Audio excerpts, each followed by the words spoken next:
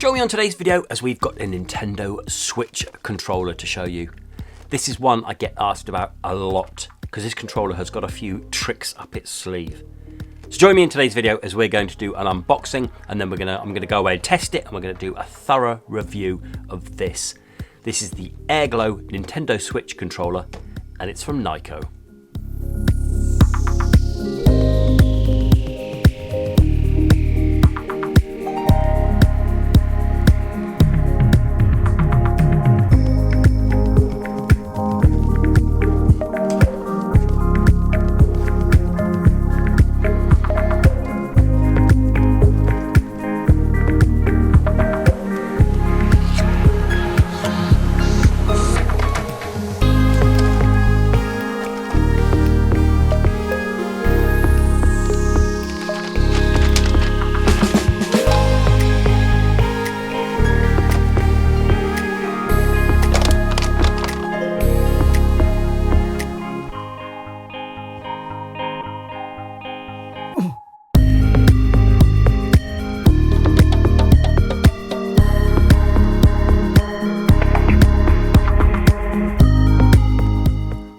Hello and welcome along, and as you saw in the introduction and the unboxing, which was a few weeks ago, we've got this. This is the Nyko Airglow wired controller for your Nintendo Switch. So like I said, that was a few weeks ago and we've been playing with it ever since, and I'm going to give you my impressions of it in today's review. So this controller is missing a couple of features, but it's also got a couple of extra features that other controllers don't have, and I think it's really cool. There's a couple of things in here I think are really, really special. Okay, so we're going to start off with build quality. So when you get out of the box, when you first feel it, it feels like a really well-built piece of kit. Now, when you look on Amazon, all the links down below where you can get hold of this. People have been saying there's been some quality control issues on it when they've been arriving. Mine has arrived perfectly. I haven't had an issue with it at all, and it feels really, really rugged and really, really nice. So if we get it weighed first, okay, so you're looking at 235 grams, 236, okay, this might be the cable playing about with it. All right, so around 235 grams. If we grab a Pro controller, 246. So it's a bit lighter than a Pro controller. The Pro controller is going to be heavier because it's got a battery inside it. This takes all its power from the USB because, as we said, it's wired.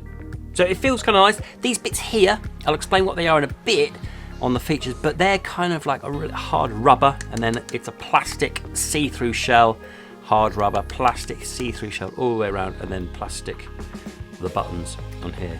And like I said, it feels like a decent, solid controller.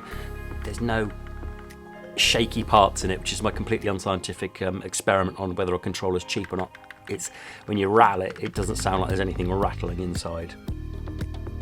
Okay, so going over the buttons then, all the usual buttons and then a couple of extra in the middle. So the thumbsticks here, they've got like a grip, so it's grippy texture to them, and they feel kind of rubbery, and they're okay.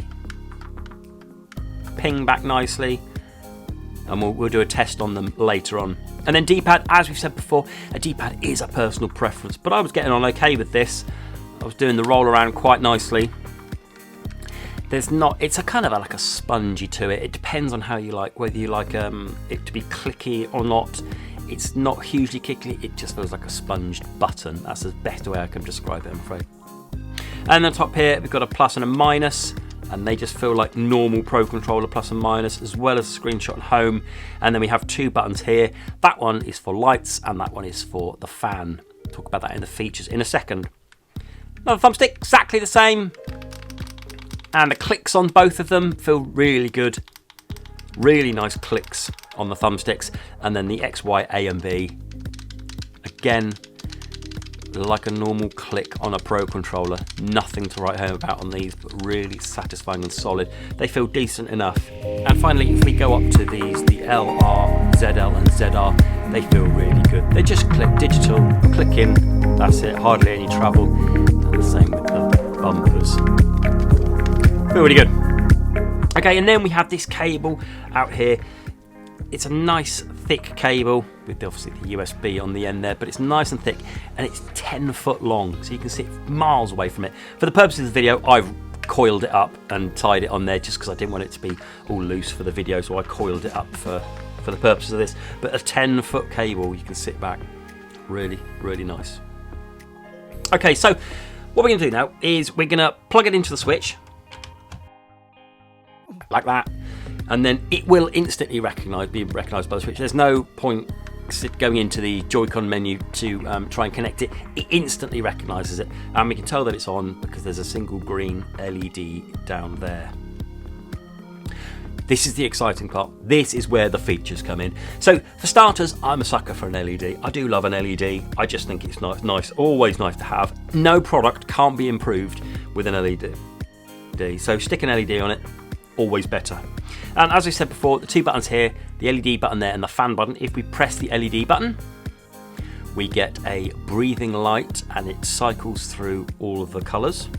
There are 5 colours in total: blue, kind of like a light blue, purple, yellow and a green. And there's 2 modes. So with the light button again, if you hold it down for a few seconds, there we go. It starts to do that in all the different colours: the blue, the light blue, purple, yellow and green. So take your choice. So there you press it to turn it off, press it to turn it on, and it will go back into that mode, or hold it down and it goes to the mode that I have it in. I have it in this, which is the kind of like the breathing coloured mode. I think that makes it look really smart, and you can see it goes around the thumbsticks, D-pad, all these buttons. Lovely. Okay. Next up is another feature which is down here on this button here, and it is the fan. So if I spin this over, as we saw before, you see that? There's a fan inside of there. So if we do this and we turn it on, so let's make sure I get that, you'll see the fan spin up. There we go. You see that? Okay. Now that fan is sucking in air and blowing it through the controller, and it comes out of here. So when you've got, there's 2 power modes. There's like a light and a heavy. Let's say a light and a heavy. At the moment it's on light, and you can feel it, and it's coming out of there. And the idea is, when you're playing on there, it blows through to your palms. Now, that might sound like a gimmick. However, it's brilliant. I love it. I absolutely love it cooling my palms. I think it's fantastic. And also, it leaks out a bit of here and about around the thumbsticks as well. So not only does it keep your palms cool, it also keeps your thumbs cool as well. More there than through here, but even so, you can still feel it coming through. Brilliant. Then if I knock the music off, you'll be able to hear this as well. If you hold that down, it's also got a more powerful mode as well. So let's get this nice and close to the mic and then see if we can hear it boost up to more powerful mode.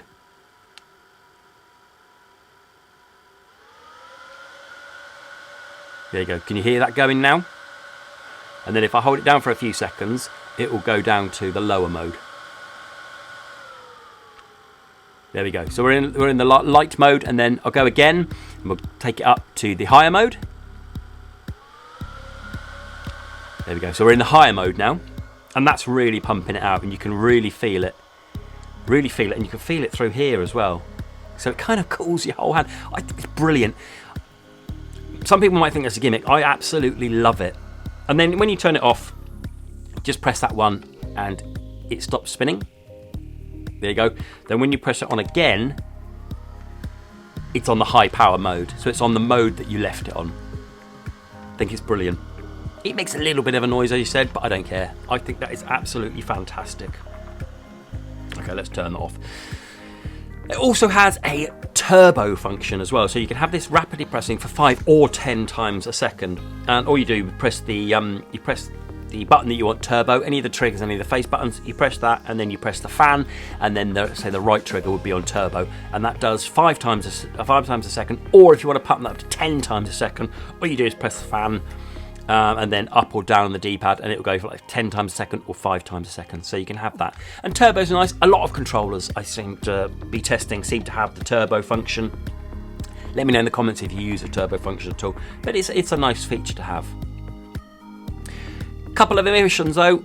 This doesn't have motion control. So if you need a controller that does motion, this won't be for you, because it doesn't have motion control and it doesn't have NFC. So you won't be able to use your amiibos for that. So a couple of omissions for you there. Okay, so if we jump into the Switch, like I said, I've just connected this and it's dead easy. You just plug it in. You don't need to do any connection because it's on USB. And if we go over to our old favorite menu of controllers and sensors, and if we do test input devices, if we do the test controller buttons, if I press ZR, let's say, if I hold it down, as it does, it comes out of the menu. But if I want to do on turbo mode, I hold it down and press the fan. There we go, we're in turbo mode, okay? So it doesn't matter how long I hold it on for, that is pressing it. So if I do some other button presses, ZR, there we go, that's in turbo mode. And then also as well, I want to do, if we go back to here, you're going to ask about dead zones and Joy-Con drift. For the past few weeks, I haven't experienced any of that. Again, it might happen in the future, I can't tell that, but at the moment, when I'm out of the box and been using it for however long I've been using it for, I haven't had any of that. There you go, there's the left stick. And then we'll do on the right stick. None of it. I haven't had any problems at all. And like I say, no drift as yet for me. Not a problem, not a problem. Okay, so let's jump into some gameplay just to see how it feels. We're in Mario here, and if I do my usual thing of going over here, I'll just show you that there is no... The rumble feels really good. There are 3 different types of rumble. You can set it to high, medium, or low on this as well. So it has 3 different types of rumble. So we're on a stick, or we're on the pole here on Mario. To climb that, you shake it. So just to show you that there's no motion. Okay. I've currently got the rumble on low rumble, and it's kind of really, it feels like a really deep one. So you can see it moving in there. So if I get this closer up to the camera, really nice rumble. Feels really good. It's not going to be the HD rumble like it has on the Joy-Cons and things, but it's good enough. Really good enough. Let's go and get him in there.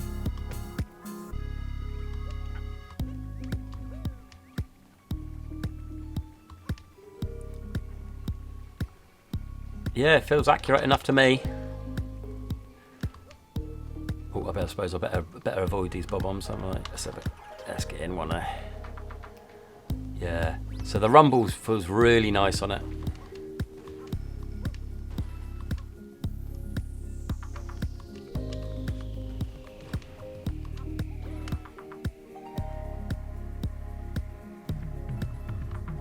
Like I said, I've not had any problems with this controller at all. Really feels nice. And the D-pad, it's a personal preference for the D-pad. I haven't had a problem with it. So if you want to be using games like Smash or other games like that, or certainly for 2D games with the D-pad, I never had a problem with it. But it's a personal preference, isn't it? It really is. Okay, so overall then, really enjoying this controller. I think it's definitely a personal preference for you because of whether you like it without the motion or the NFC. But it has the excellent fan and the excellent lights. There's no decision. So let me know down in the comments below if you've got one of these or you're thinking about picking one up. Please don't think that the fan is a gimmick, because I think it's absolutely fantastic, and I'll happily whack this up and cope with the noise of it to have it cooling my palms. Brilliant. Go and have a look down the links below for the latest prices of it. Do let me know and your thoughts on it. I'd be pleased to hear them. Okay, so that was my look at the Nyko Airglow controller. I've been Console and Tech Accessories, and until the next video. Bye bye.